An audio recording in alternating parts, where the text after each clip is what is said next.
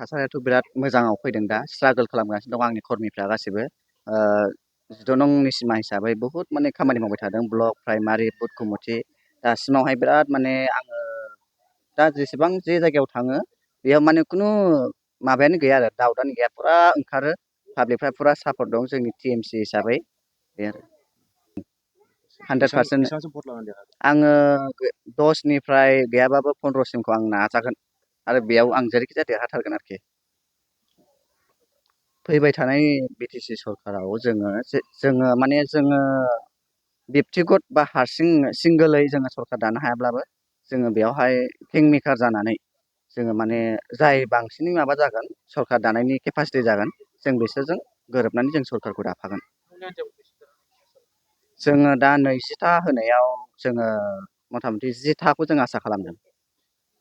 थासारियाथ' बिराद मोजाङाव फैदों दा स्ट्रागोल खालामगासिनो दं आंनि कर्मिफ्रा गासिबो। 12 नंनि सिमा हिसाबै बहुद माने खामानि मावबाय थादों ब्लक, प्राइमारि, बुथ कमिटि।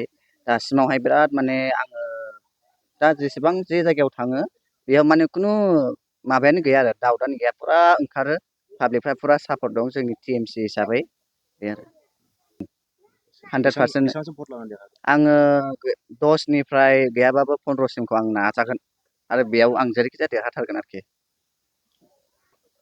फैबाय थानाय बिटिसि सरकाराव जोङो बेक्तिगत बा हारसिं सिंगोलै जोङो सरकार दानो हायाब्लाबो जोङो बेयावहाय किं मेकार जानानै जोङो माने जाय बांसिनै माबा जागोन सरकार दानायनि केपासिटि जागोन जों बिसोरजों गोरोबनानै जों सरकारखौ दाफागोन। जोङो दा 20था होनायाव जोङो मथा-मथि 10थाखौ जों आसा खालामदों। सिगां आङो नैबे निउस चेनेल बिथांमोननिसिम आंनि गुरै हामलायथिनायखौ आं बावग्रोनाय थाबाय। दिनै जोंनि नैबे चिरां जिल्ला हिसाबै दिनै जोंनि नैबे टिएमसि हान्जानि जिथुनाखि जोङो नाजानाय बेफोरखौ जोङो जाफुंसार महराव जों खालामनो नाजागासिनो दङ दिनैसिम आरो जोङो अल बिटिआर हिसाबै जोङो 20 जन केन्डिडेटखौ जों मोननो हादों। दा बेनि गेजेराव जोङो 10था केन्डिडेटफोरखौ जोङो देरहाहोलांनायनि थांखिखौ जोङो लागासिनो दङ।